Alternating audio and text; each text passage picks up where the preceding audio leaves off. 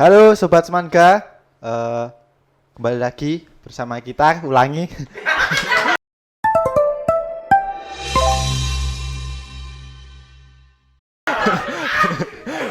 Salume lali. Salum dulu, ding Pak. Dilakukan be. Loh, iya. Shalom Sobat Semangga, kembali lagi bersama kita. Semangga di mari, ada Semangga jangan lari, asik. Pada kesempatan kali ini, oh ya, saya juga mau mengucapkan selamat memperingati Hari Paskah bagi Sobat Maga yang merayakan. Dan kali ini Multi Semangga akan menghadirkan nih tamu spesial di SMA 3 di Semangga Talks pada hari ini. Oke. Langsung aja, saya sama Pak Andi di sebelah saya. Selamat sore Pak Andi. Selamat sore. Wah, asik. Selamat Paskah Pak. Selamat Paskah juga jadi. Ya Pak. Pak Andi ini guru agama Katolik di SMA 3. Beliau juga membimbing musik di SMA 3. Benar ya Pak? Ya, betul. Benar. Kali ini kita juga akan ngobrol santai bareng Pak Andi tentang Paskah. Oke. Dan sekarang langsung aja Pak untuk pertanyaannya buat Paskah tahun ini. Yang pertama, apa sih Pak arti dan makna dari perayaan Paskah dalam agama Kristen atau Katolik? Oke. Silakan. Jadi Paskah itu sebenarnya merupakan puncak dari perayaan iman orang Kristiani dari gereja apapun. Puncaknya adalah Paskah. Paskah itu merayakan kebangkitan Tuhan Yesus. Yang sebenarnya Paskah itu memiliki rangkaian yang panjang yang merupakan satu kesatuan, yaitu kita memperingati Tuhan Yesus yang menderita sengsara, wafat, lalu bangkit. Ya, puncaknya ada di kebangkitan itu, dan penebusan keselamatan manusia itu mencapai puncaknya dalam peristiwa kebangkitan. Itulah Paskah yang kita rayakan. Iya. Oke. Berarti Paskah itu identik dengan kebangkitan Tuhan Yesus ya Pak? Iya. Oke. Terus lagi Pak, yang kedua nih, bagaimana sih Pak perayaan Paskah dirayakan di berbagai daerah di Indonesia? Bagaimana kita merayakan Paskah itu sebenarnya ada yang ini. Kalau saya katakan masyarakat atau bahkan orang Kristiani sendiri banyak yang kurang memahami makna perayaan Paskah yang sesungguhnya, karena mungkin karena kurangnya literasi, karena memang tidak ada katekese atau pengajaran-pengajaran sehingga menimbulkan kekurangtahuan. Seringkali orang memahami perayaan terbesar orang Kristiani itu Natal. Natal. Oh iya. Padahal sebenarnya ada di Paskah. Karena gini, Natal itu kan merayakan kelahiran, sementara Paskah kebangkitan. Kan bisa dikatakan gini, apa gunanya kelahiran, kedatangan, kalau tidak dipuncai dengan kebangkitan? Nah, Oke. maka ini juga terpengaruh juga dengan ini budaya dunia, terutama budaya-budaya komersil, budaya-budaya modern, di mana kalau Natal itu kan bersamaan dengan liburan akhir tahun, liburan musim dingin, sehingga memang orang berlibur. Nah ini yang membuat perayaan Natal itu seolah-olah menjadi paling besar, karena memang orang berlibur, termasuk orang yang merantau itu bisa pulang kampung, bisa merayakan bersama keluarga di rumah. Dan diikuti juga dengan dunia industri yang apa-apa naik, apa-apa booming. Banyak barang yang beredar, banyak perekonomian juga mengikuti itu, sehingga Natal itu menjadi sangat meriah, sangat megah. Bahkan tidak hanya gereja-gereja atau orang-orang Kristiani yang merayakan, tapi misalnya ya penjual, bakul dan sebagainya kan ikut merayakan, ikut merasakan Iya. dengan misalnya jualnya jadi lebih banyak omsetnya. Nah, itu menjadi itu yang terjadi di dunia. Sementara kalau Paskah itu kan jatuhnya kalau dalam kalender Masehi itu sekitaran bulan April. Ya, tanggalnya bisa maju mundur, tapi di bulan-bulan itu. Dan dalam dunia modern ini banyak orang yang tidak bisa menikmati liburan Paskah. Seperti kita yang di Indonesia, libur Paskah, kalau hari raya Paskahnya kan pasti hari Minggu. Minggu, iya. Jadi tanggal merahnya ya meskipun tidak Paskah pun tetap merah, tetap libur. Iya. Sementara yang tanggal merah yang dijadikan libur nasional itu adalah hari Jumatnya. Dan itu Jumat itu bukan Paskah, tapi itulah Jumat Agung yang kita peringati sebagai wafat Yesus Kristus. Nah, ini rangkaian. Jadi dari sengsara, wafat, kemudian kebangkitan. Nah, bangkitnya itu di Paskah. Oke. Terus setiap apa apa mungkin Pak setiap orang berhak merayakan Paskah ini? Kalau untuk merayakan semua orang berhak, Iya. tidak ada larangan. Bahkan meskipun orang yang bukan orang Kristiani pun ya tidak ada masalah untuk ikut, ya mungkin bukan merayakan tapi ikut merasakan sukacita ya, Paskahnya. Ya seperti tadi yang saya katakan di depan, misalnya dari segi ekonomi, orang yang berjualan kan bisa ikut menikmati dagangannya menjadi semakin laris atau omsetnya naik karena suatu perayaan. Ya, berarti ada timbal baliknya ya Pak? Ya, dan banyak hal yang tidak dibatasi hanya dalam perayaan agama saja atau dalam hal ini dalam gereja saja. Oke Pak. Terus selanjutnya bagaimana tradisi Paskah dapat diintegrasikan dengan budaya lokal dan apakah ada perbedaan dalam praktik Paskah di antara gereja-gereja Pak? Kalau kita melihat latar belakang bahwa gereja itu gereja yang sebenarnya satu, itu kemudian kan banyak yang terpisah-pisah menjadi gereja-gereja tersendiri. Iya. Otomatis dengan berdirinya gereja sendiri atau otonomi itu juga membawa tradisi yang berbeda. Itu pasti. Oke. Bahkan dalam satu gereja pun bisa jadi punya tradisi tertentu yang berbeda. Misalnya ya, kalau yang di saya di gereja Katolik, meskipun perayaannya sama, liturginya sama dan sebagainya, tapi ada halnya misalnya berkaitan dengan kedaerahan, penggunaan bahasa. Oh iya, Nah, jadi bahasa, kalau beda-beda. kita yang di Jawa Tengah, Jawa Timur, Jogja, itu mungkin ada perayaan-perayaan menggunakan bahasa Jawa. Sementara yang di Keuskupan Bandung, di Keuskupan Bogor mungkin ada yang menggunakan bahasa Sunda. Iya. Begitu juga yang di Sumatera Utara mungkin ada perayaan dengan bahasa Batak dan seterusnya. Tapi secara intinya tidak ada yang berbeda, sama saja. Oke. Biasanya tradisi-tradisi itu yang mengikuti dengan tradisi setempat. Saya ambil contoh lagi begini. Pada Jumat Agung atau 3 hari sebelum Paskah, ketika kita memperingati wafat Yesus Kristus, itu ada tradisi dalam gereja Katolik dan juga mungkin juga di gereja-gereja lain juga ada ibadat jalan salib. Ya. Nah, kita mengadakan ibadat jalan salib baik yang dilakukan di dalam gereja maupun di luar. Di luar itu ada yang di halaman di sekitaran gereja, ada yang di alam terbuka.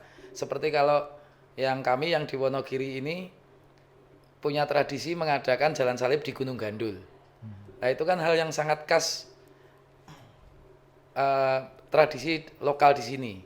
Dan itu juga dilakukan dengan ada visualisasi atau dramatisasi memperagakan bagaimana Yesus dulu itu disalib mulai dari awal dikenai tuduhan-tuduhan palsu, lalu diadili secara tidak adil dan akhirnya dijatuhi hukuman mati, lalu memanggul salibnya, menuju ke puncak Golgota sampai akhirnya disalib dan wafat.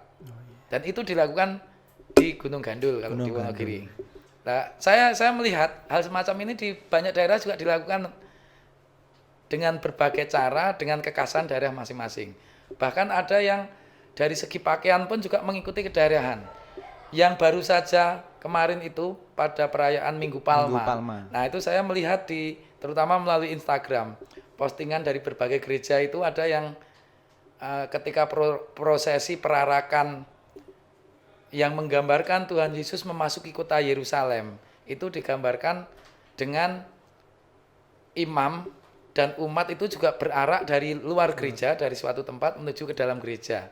Nah, itu ada yang karena yang diperingati, yang dirayakan adalah kisah ketika Tuhan Yesus itu naik ke ledai. Ya.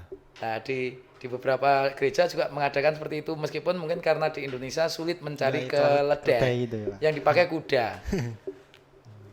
Gambarkan seperti itu. Bahkan dengan pakaian, ada yang saya lihat kemarin tuh dari gereja Katolik di ini, paroki Santo Servasius kalau nggak salah, Kampung Sawah. Ya. Itu sangat kental dengan budaya Betawinya. Beberapa petugas tertentu itu menggunakan pakaian adat Betawi. Jadi ada sarung, ada peci. Yang kalau orang sekilas mungkin kalau orang yang tidak tahu dikiranya itu hal yang khas Islam banget. Ya. Karena pakai peci, pakai sarung. Padahal itu yang digunakan adalah pakaian tradisional Betawi. Dan itu memang dilakukan oleh gereja Kampung Sawah yang memang sangat kental Betawinya. Seperti kalau yang di sini misalnya kita punya di Ganjuran, Bantul itu yang sangat kental dengan Jawanya. Ada beberapa gitu. Jadi gereja, terutama yang saya ketahui, yang gereja saya, gereja Katolik itu memang ini memiliki akulturasi terhadap budaya setempat, menyerap apa yang baik, apa yang bijaksana, apa yang dirasa berguna dalam gereja setempat itu juga diserap, digunakan di dalam gereja. Terus selanjutnya apa Pak pesan kita yang dapat diambil dari kisah kebangkitan Yesus dalam konteks kehidupan sehari-hari? Nah, ini yang paling penting kalau menurut Ya, saya Pak. ini. Iya.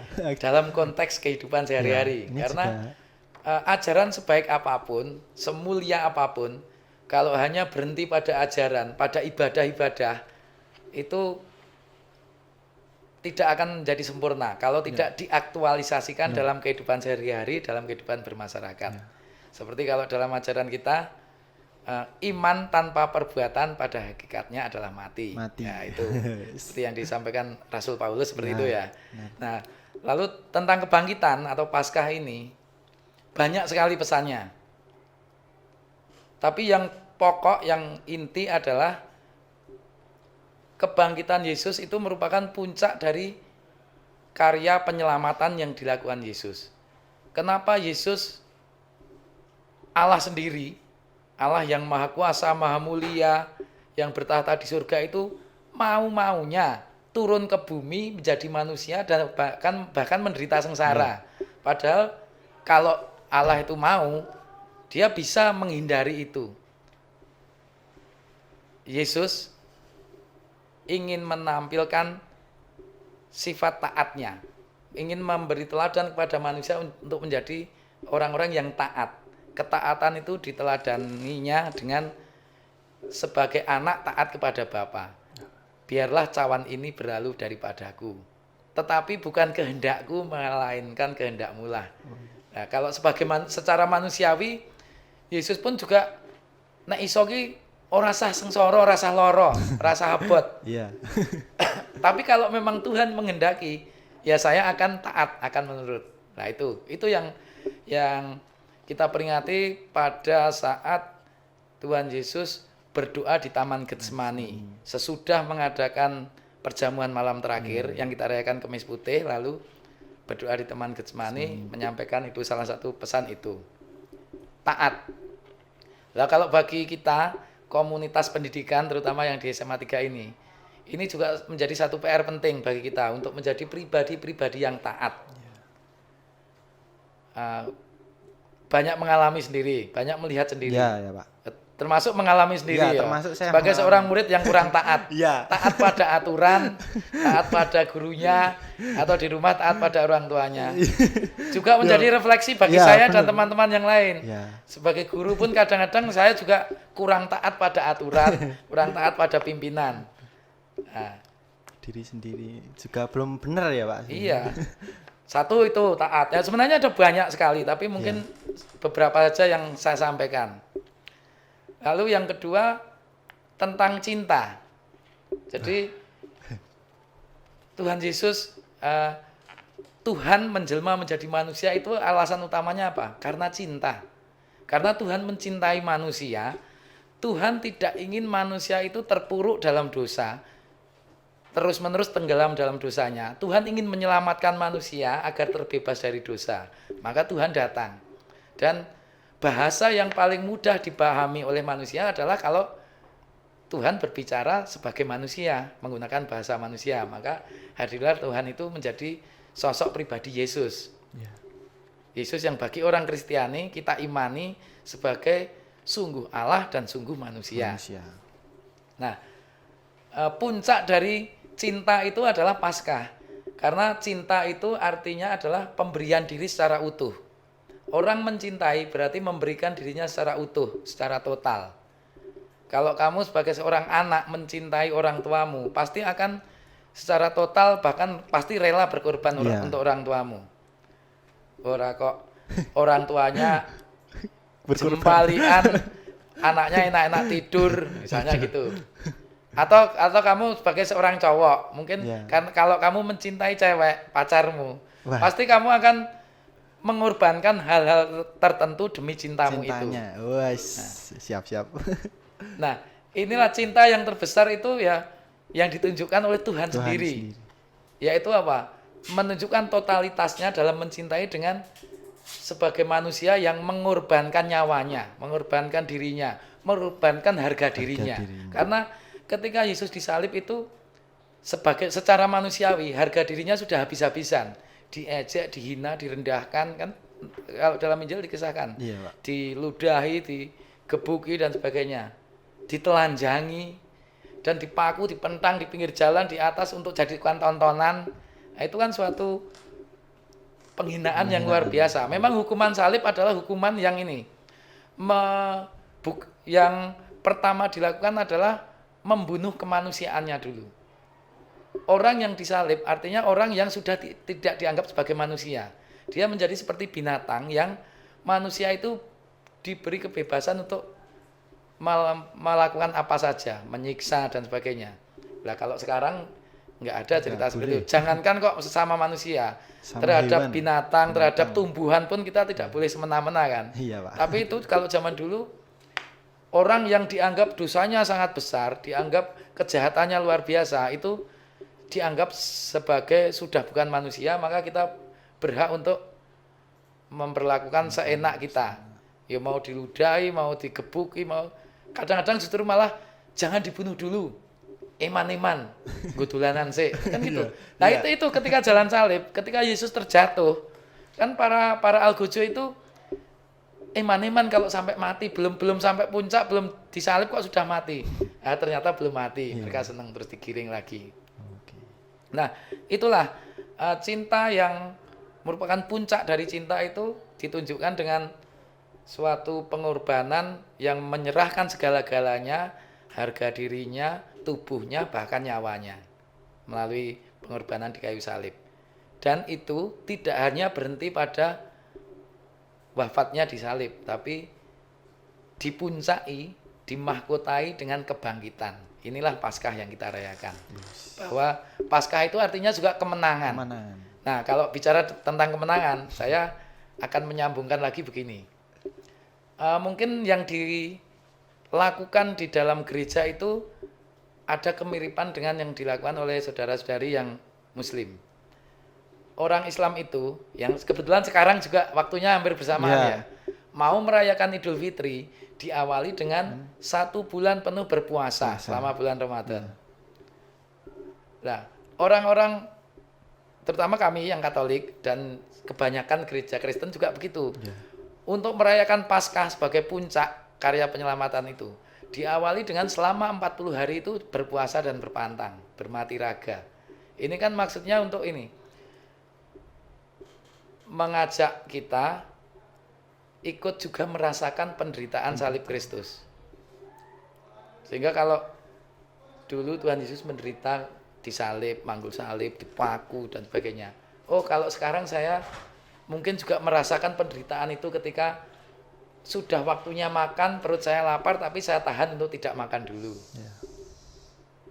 Termasuk juga ketika saya menahan diri untuk tidak melakukan hal-hal yang sering saya lakukan, tapi hal itu hal yang jahat, hal yang jelek, hal yang tidak berguna. Misalnya kebiasaan ininya terocoh, mengucapkan kata-kata tidak senonoh. Iya. Nah, oh, lagi puasa, kita menahan diri. Iya. Tapi tentu saja jangan sampai menahan diri hanya karena berpuasa ya. Atau berpantang. Pantang misuh misalnya. Ya jangan mandek misuh hanya ketika pantang. Tapi hendaknya ini dijadikan pancatan. Batu lompatan untuk kehidupan kita selanjutnya. Oh, kalau saya sekarang pada masa Prapaskah ini, atau seperti juga teman-teman yang muslim pada bulan Ramadan ini, ngempet menahan diri untuk tidak berkata kasar, tidak berkata saru, jorok, ora misuh dan sebagainya itu. Karena pantang, karena puasa. Nanti setelah saya merayakan Paskah, setelah teman-teman itu beridul fitri bagi yang muslim, ya hendaknya pantangnya itu juga berlanjut. Digunakan gitu. Iya, jadi itulah yang dinamakan apa yang kita rayakan, ibadah kita itu menjadi praktik kehidupan sehari-hari, diimplementasikan dalam kehidupan sehari-hari. Jadi benar-benar membawa perubahan. Terus saya mau tanya Pak, kan teman-teman SMA 3 kan juga belum, mungkin ada yang belum tahu bagaimana konsepnya orang Katolik dan Kristen itu berpuasa Pak. Apa sama kayak satu hari full terus sahur gitu sama yang Muslim atau beda, gimana Pak?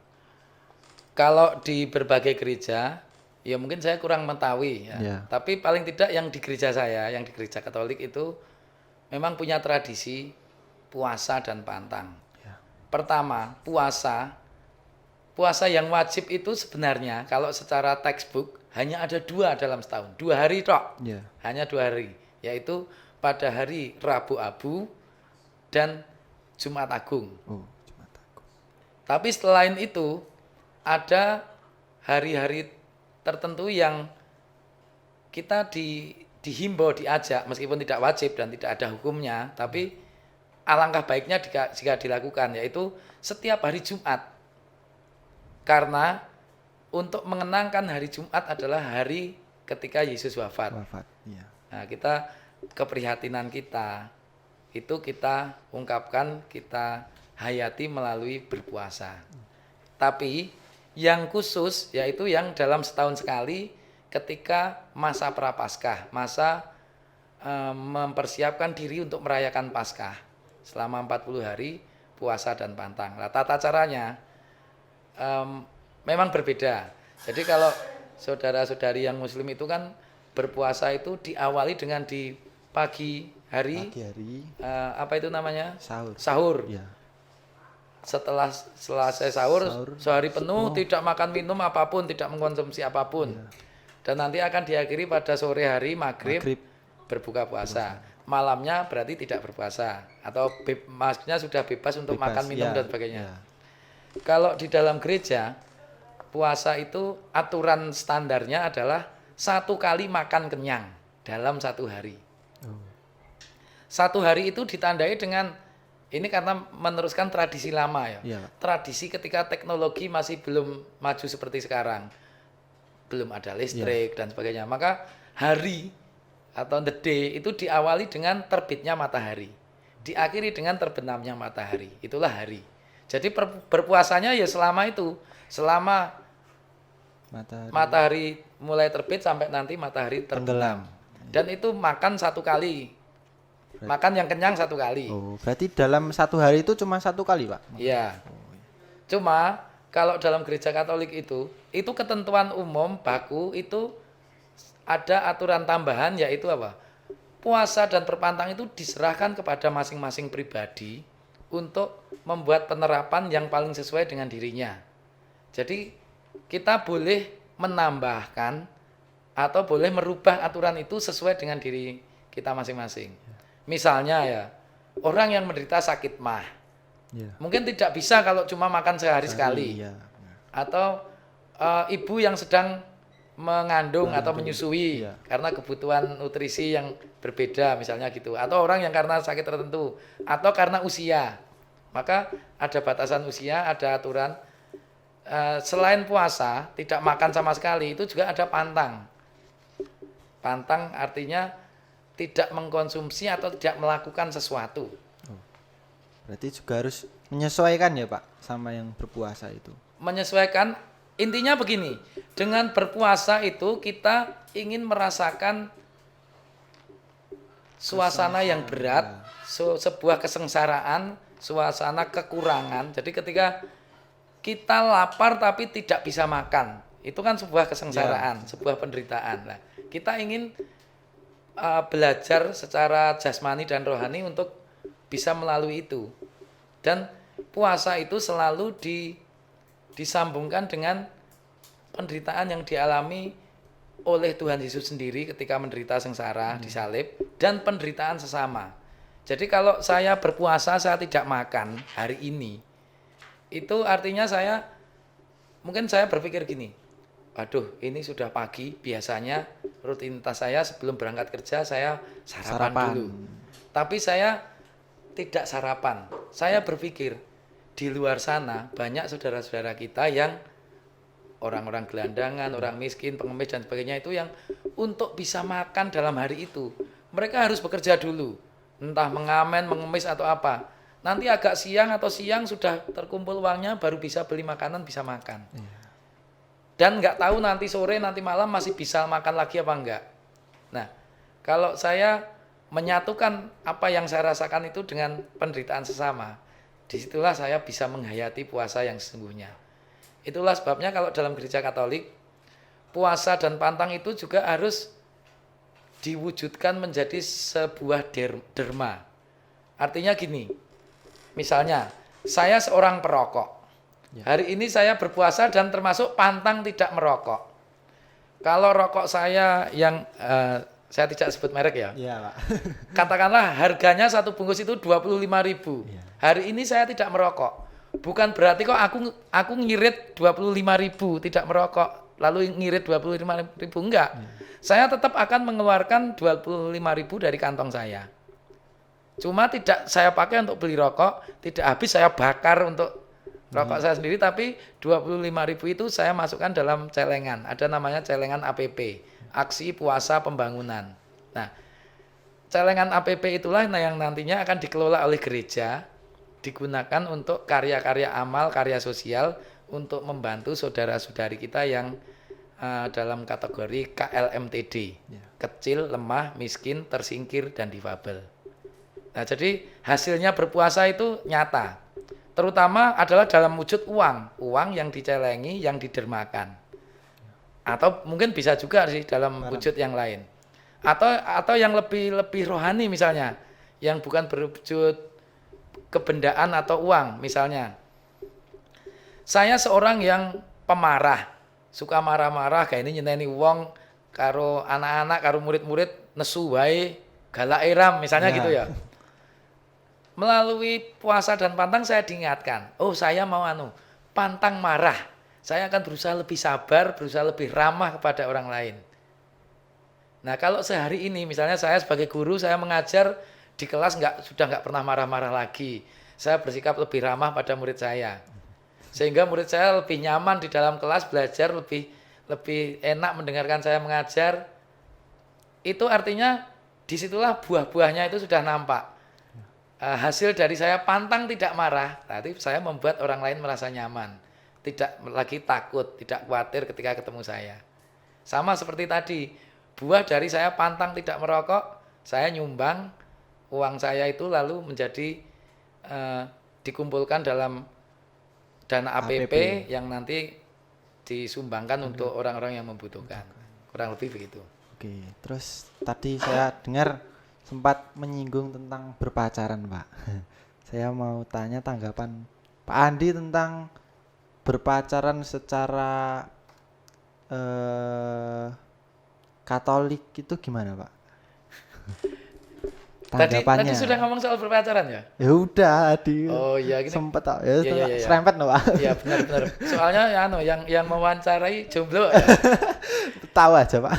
Jadi gini, kalau berpacaran secara Katolik itu artinya pacarannya berarti aktif ke gereja Katolik, ikut Wih, misa, ya. ikut doa rosario, sama pacarnya diajak main ke Gereja. Gua Maria. Ya. Gitu. Berarti Itu yang dari segi hiburannya saja. Tapi kalau yang esensinya begini, berpacaran secara Katolik ya artinya yang pacaran berarti kan orang Katolik. oh iya. Iya. Maksudnya gini, pacaran itu kan sebenarnya sebuah komunikasi, Iya. hubungan antara cowok dan cewek, hubungan yang berusaha ingin lebih dekat. Sebenarnya pacaran itu kan langkah awal dari menuju kepada perkawinan sih sebenarnya. Iya, PDKT. Proses PDKT Iya. yang menuju ke arah perkawinan. Maka kalau anak-anak muda atau anak-anak sekolah itu pacaran itu sebenarnya masih tingkatannya itu monyet-monyetan. Cinta monyet. Nah, Iya. artinya jangan sampai mengarah mendekati atau seperti hubungan yang dilakukan oleh orang yang berkeluarga. Ya, karena hubungan yang terjadi dalam pacaran itu adalah hubungan pertemanan atau bisa dikatakan teman tapi spesial. Wah, gitu ya. iya, Pak. Berarti harus berpacaran dengan sehat ya, Pak, istilahnya. Ya, kalau berpacaran dengan sehat berarti pacarannya lari-lari, jogging, Oh, yes. pacaran ketika badminton, Iya, gitu ya. Bisa, Pak. Ya kan sehat. Sehat. Olahraga. Oke, terus lanjut pertanyaan Pak Andi. Yang kelima nih, bagaimana sejarah dan evolusi perayaan Paskah di gereja hingga saat ini? Kalau sejarahnya, memang terbentuknya gereja itu berasal dari Paskah. Karena gereja adalah kelompok atau sekumpulan orang-orang yang mengimani Kristus. Iya. Dan iman akan Kristus tadi di awal saya katakan, puncak dari iman itu adalah kebangkitan. Jadi merayakan Paskah. Bahkan sebenarnya sebelum peristiwa Yesus wafat di salib, itu manusia sudah merayakan Paskah, yaitu Paskah Yahudi. Iya. Ketika orang-orang Israel merayakan pembebasan mereka dari perbudakan di Mesir, dipimpin oleh Musa dan Harun keluar dari Mesir melalui Laut Merah, melalui padang gurun, juga diawali dengan prosesi mempersembahkan, mengorbankan anak domba yang disembelih, yang dimakan dagingnya, yang darahnya dioleskan di pintu. Itulah yang menyelamatkan. Maksudnya jalan Tuhan, yang menyelamatkan sebenarnya adalah Tuhan, tapi Tuhan memakai cara itu, memakai tangan-tangan Musa, Harun dan sebagainya. Peristiwa penyelamatan bangsa Israel dari perbudakan di Mesir itu dirayakan, diperingati terus oleh orang-orang Israel, baik secara khusus tahunan maupun yang harian, yaitu dengan setiap malam, setiap keluarga itu mengadakan perjamuan makan malam, dinner ya. Jadi dalam makan malam itu ya semacam ini, keluarga duduk di meja, lalu kepala keluarga, mungkin bapak atau ayah dalam keluarga itu yang memimpin ibadahnya, membacakan kitab suci dari kisah nabi-nabi atau kitab Mazmur atau kitab apa yang kalau kita mengenal dalam perjanjian lama. Sekaligus mengajarkan kepada anak-anaknya, cucu-cucunya, anggota keluarga itu tentang iman yang mereka hayati.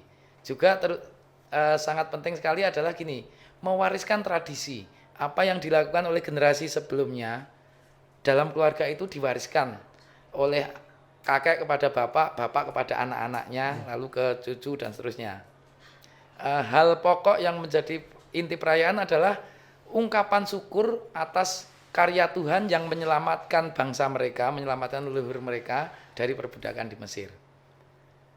Ini juga dilakukan oleh Tuhan Yesus dan para muridnya. Ya.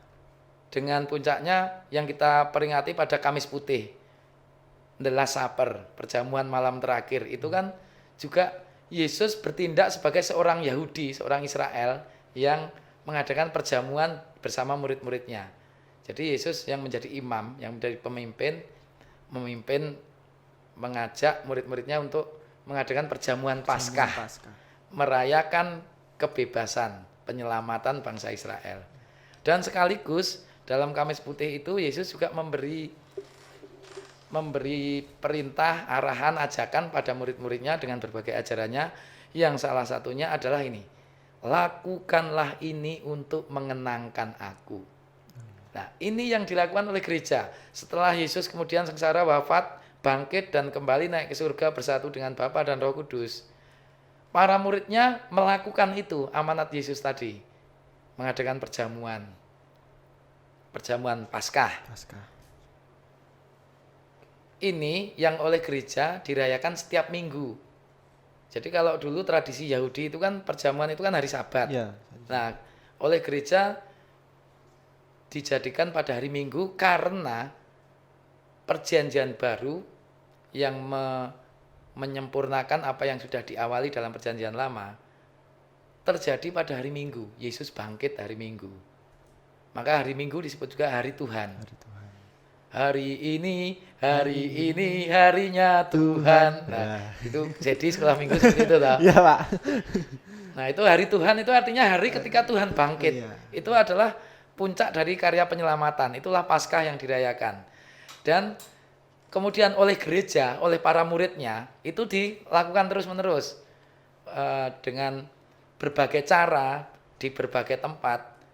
Gereja mengadakan perjamuan, mengenangkan apa yang dilakukan Yesus, sekaligus mengungkapkan syukur atas karya penyelamatan itu.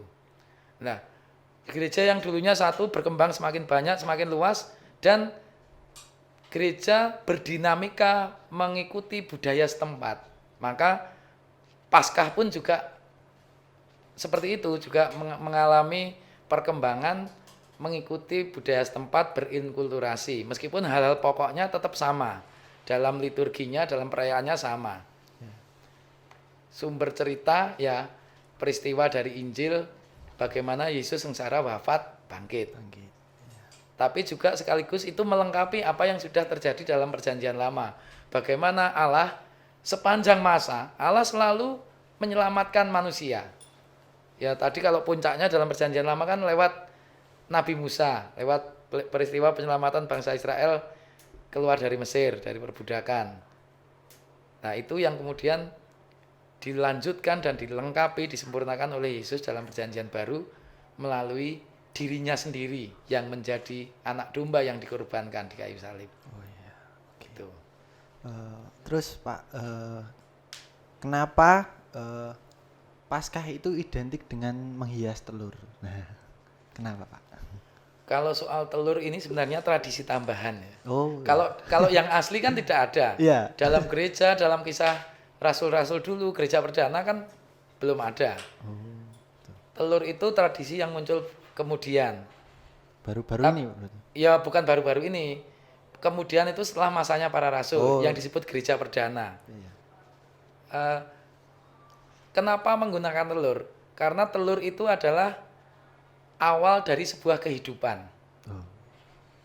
Jadi dulu lahir ya asalnya kan dari telur. Kan awalnya telur Pak. Iya. Pas brojol ya beda lagi. Ya, itu artinya sudah netes. Iya, udah netes itu Pak. Nah, atau paling mudah kita misalnya pakai, bukan analogi tapi pakai contoh ayam. Iya. Bagaimana ayam jantan dan ayam betina itu berbuat seperti itu sampai akhirnya ayam betinanya bertelur. Iya. Telur setelah diengrami menetas jadilah kutuk, itulah ayam baru. Nah, Paskah, kenapa pesta telur menggunakan simbolisasi telur? Karena dalam Paskah itu gereja merayakan kelahiran yang baru, kehidupan yang baru. Jadi melalui Paskah kita lahir menjadi manusia baru. Ya mungkin secara fisik nek jadi tetap jadi. Ini Andi tetap Andi seperti Iyalah. ini. Tapi melalui Paskah terutama rohani kita yang berubah atau yang lahir kembali. Kurang lebih sama seperti baptisan. Itulah sebabnya kenapa Gereja Katolik itu punya tradisi untuk baptisan orang-orang dewasa itu dilakukan pada malam Paskah. Pada peringatan ketika Yesus bangkit. Bangkit. Karena melalui Paskah inilah memang kita itu diajak untuk menjadi manusia yang baru. Menjadi pribadi yang baru. Artinya pribadi yang lebih baik, pribadi yang bertobat lalu berubah. Itulah Paskah. Dan itulah telur. Telur itu kan kelahiran, Ya, manusia kelahiran. baru. Nah, maksudnya Dimulainya gitu. Kehidupan. Terus selanjutnya Pak, apa yang dapat kita pelajari dari perayaan Paskah dan bagaimana kita dapat mengaplikasikan pesan-pesan ini di kehidupan sehari-hari kita? Kalau yang kita pelajari ya sebenarnya banyak sekali dan urut ya. Mulai dari sejak 40 hari yang lalu Rabu Abu itu kita diajak untuk Ya, bertobat. bertobat. Ya kalau pada prakteknya berarti kita tidak hanya bertobat hanya secara rohani, hanya di dalam gereja atau kalau dalam gereja Katolik terus menerima sakramen tobat, ngaku dosa dan banyak, tidak berhenti di situ, tapi dalam kehidupan sehari-hari pertobatan itu dipraktekkan dengan hidupnya berubah menjadi lebih baik. Kalau seorang pelajar sing mengaku dosa kepada romonya, Romo saya berdosa karena kemarin ujian mencontek. Lah, itu kalau sungguh-sungguh bertobat artinya dia setelah kembali ke sekolah besoknya sudah tidak mencontek lagi. Nah, itulah pertobatan yang sejati. Rebu Abu, lalu Minggu Palma merayakan memperingati Yesus yang disambut diululukan sebagai seorang raja ketika memasuki kota Yerusalem. Tapi sekaligus awal dari Yesus menyerahkan dirinya untuk menderita sengsara. Nah, ini pelajarannya pertama bagaimana sikap rendah hati. Menjadi orang itu yang rendah hati. Tidak usah pamer, tidak usah sombong. Ini ditunjukkan Yesus ketika masuk kota Yerusalem. Meskipun dia disambut sebagai raja yang mulia, yang rakyatnya banyak sekali, yang semua mendukungnya. Tapi dia tidak naik kereta kuda dengan gagah perkasa seperti seorang panglima perang. Tapi yang dinaiki hanyalah seekor keledai betina. Keledai itu kan tunggangan beban, tukang angkut-angkut. Artinya belas ora gagah lah. Tidak seperti seorang panglima perang, seorang raja yang perkasa, tapi lebih kepada menyatakan suatu kelemah lembutan, suatu sikap pelayanan. Kuda beban kan, melayani. Nah, Minggu Palma, lalu Kemis Putih juga tentang pelayanan. Kamulah sahabat-sahabatku bila engkau melakukan perintahku. Yaitu apa? Saling mengasihi. Saling mengasihi itu ditunjukkan dengan teladan dari Yesus sendiri, membasuh kaki murid-muridnya. Loh, aku sing gurumu wae mijiki sikilmu. Berarti kowe karo padha-padha murid kudu gelem saling mijiki. Membasuh kaki itu simbol dari melayani. Pelayanan. Juga tidak lepas dari sikap humble tadi ya, rendah hati. Jumat Agung adalah peringatan wafat. Bagaimana cinta itu ditunjukkan dengan pengorbanan yang total sampai menyerahkan nyawanya. Maka kalau dalam kehidupan sehari-hari, siap tidak kita berkorban untuk yang kita cintai? Jangan-jangan baru ketemu sandungan sedikit saja sudah menyerah. Nah, melalui Jumat Agung itu kita diajak untuk setia kepada cinta kita dan siap berkorban untuk yang kita cintai. Terus lalu Paskahnya ya kebangkitan yang mulia, bahwa berbagai penderitaan, berbagai kesengsaraan yang kita alami, Tuhan tidak akan diam. Tuhan pasti akan turun tangan menyelamatkan. Tuhan akan membela, dan seperti halnya sengsara dan wafat di salib, itu tidak berhenti hanya dengan dikuburkan atau dimakamkan, tapi dilanjutkan dengan kebangkitan. Artinya segala kesengsaraan, segala penderitaan itu akan berbuah kemuliaan. itulah kebangkitan. Tentu saja kesengsaraannya kalau kesengsaraan yang didasari cinta. Karena pengorbanan tadi. Tapi kalau sengsara karena salahnya sendiri ya itu bukan salib namanya. Ya jadi kan gini ya, kadang-kadang menganggap setiap kesengsaraan, setiap kesialan itu sebagai salib, itu belum tentu. Kalau itu terjadi karena kesalahan sendiri ya bukan salib. Kalau misalnya ya, jadi ketika ulangan tidak bisa mengerjakan. Aduh. Nah, mungkin merasa sebagai wah Tuhan memberi cobaan ini. Enggak, itu bukan cobaan tapi itu kesalahan. Oh, iya. Kamu tidak bisa mengerjakan karena kamu nggak belajar. Iya. Berarti salahmu dewe, itu bukan salib. Tapi salib itu ketika kamu sudah belajar, sudah bisa, sudah menguasai, terus ada godaan. Temanmu tanya, ada yang minta diajari. Loh, kalau nek aku ngandani, berarti saya melanggar aturan. Iya. Tapi kalau tidak ngasih tahu, nanti saya dimusuhi, dianggap pelit, dianggap egois, dianggap Iya, Pak. nah, Fakta. nah itu kan Iya. itu baru bisa disebut salib, penderitaan yang bukan karena kesalahan Iya, kita. iya, iya. Terus Tuh. oke, Pak. Terus bagaimana pandemi COVID-19 mempengaruhi perayaan Paskah tahun lalu dan bagaimana kita dapat merayakannya dengan aman pada tahun ini?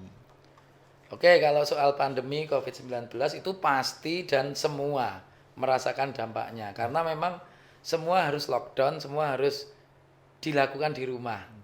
Saya melihat semua gereja juga ibadahnya di rumah semua. Ibadah online. Yang dipimpin oleh pendetanya dari gereja disiarkan langsung, kita ngikuti di rumah. Iya. Yang romo misa di gereja, sementara umatnya juga di rumah. Maka kalau yang di gereja Katolik sampai-sampai tidak terima komuni, tidak menyambut tubuh Kristus yang dalam wujud hosti itu roti. Pak, roti. Karena dilakukan di rumah. Banyak kegiatan yang kemudian berhenti atau harus tiarap dulu karena memang belum boleh berkumpul. Seperti tadi yang di awal saya cerita soal jalan salib di Gunung Gandul. Kan juga harus berhenti karena pandemi. Tapi saat ini ya kita perlu bersyukur. Kita syukuri bahwa pandemi ini sudah berlalu. Meskipun belum 100% ya, kalau di beberapa tempat di kota besar masih ada, tapi secara umum sudah kita lalui. Kita sudah mulai beranjak menjadi normal kembali, masuk new normal. Tapi new normal ini pun juga mempunyai kesulitan tersendiri karena setelah terhenti, setelah terputus, itu banyak hal yang harus memulai dari awal lagi. Ibadah-ibadah, misa dan sebagainya sudah dilakukan di gereja, sudah offline dan sudah tidak dibatasi jumlahnya. Dan juga dari segi jarak juga sudah boleh berdekatan lagi. Dan terutama kalau di ruang terbuka juga sudah boleh lepas masker. Terutama kalau yang sehat tidak ada apa-apa dan terutama di luar ruangan ya. Tapi ini kan bukan berarti bahwa pengaruh pandemi itu sudah hilang sama sekali. Masih ada. Saya merasakan sendiri ketika kemarin terlibat persiapan yang di Gunung Gandul, yang jalan salib Gunung Gandul di Gereja Katolik Santo Yohanes Rasul Wonogiri. Itu ada hal yang hilang. Kalau yang dulu itu pakai visualisasi, ada peragaan dan sebagainya, sekarang sudah tidak sempat atau ya kesulitan untuk menyiapkan itu. Termasuk tempatnya yang dulu gunung itu bebas, sekarang itu ternyata sudah ada warung-warung makan di situ.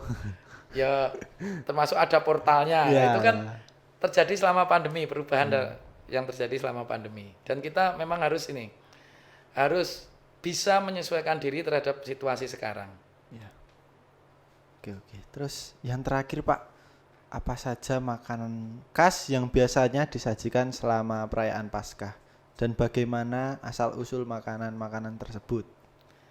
Wah ini soal makanan dan yang terakhir. Ya, yang terakhir ini Pak.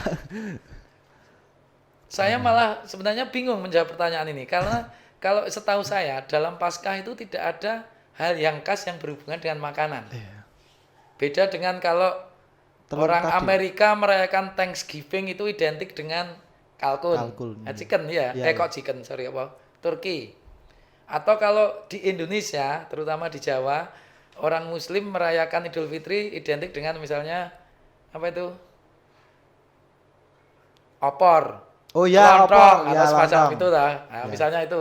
Ya. Kadang-kadang ada makanan yang khas. Tapi kalau setahu saya atau yang saya alami, Paskah itu nggak ada yang khas. Nggak ada. Sebenarnya kalau yang menurut tradisi yang khas dalam Paskah itu adalah daging domba. Karena kan kita merayakan Paskah Yahudi yang mengorbankan anak domba yang iya. disembelih itu dan dagingnya dimakan dibagi-bagi.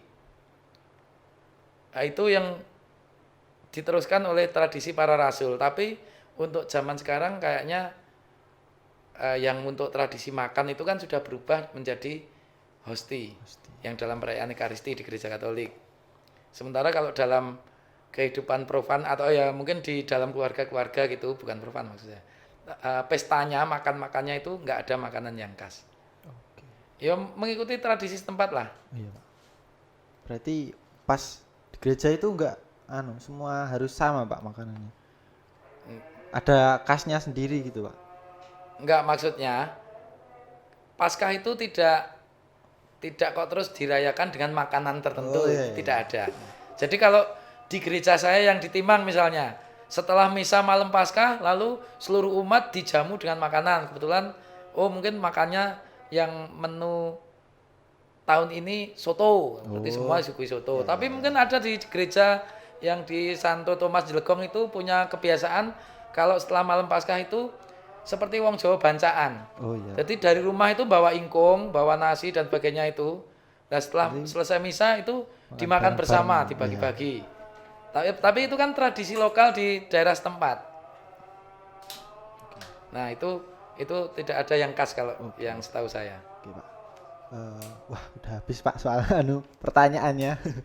Oke, mungkin itu teman-teman yang bisa disampaikan Pak Andi, mungkin bisa jadi refleksi atau referensi kedepannya mungkin menjadi lebih baik lagi gitu.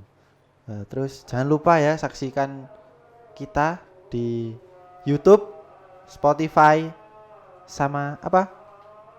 Udah itu soal. Cuma itu, Pak. Spotify, yes itu. Terus terima kasih Pak Andi atas waktunya. Sama-sama. Semoga kita dapat berjumpa lagi di episode selanjutnya dengan episode yang berbeda. Dan terima kasih, maaf kalau ada salah kata yang kurang berkenan di hati Pak Andi, Pak. Sama-sama, saya juga terima kasih karena diberi kesempatan untuk manggung di sini. Syuting bersama ya. Ya. Oke, mungkin itu teman-teman. Terima kasih. Sampai jumpa di pertemuan selanjutnya. Bye bye.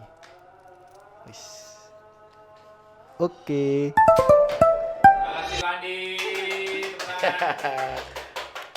Iki mau tak gereti wae.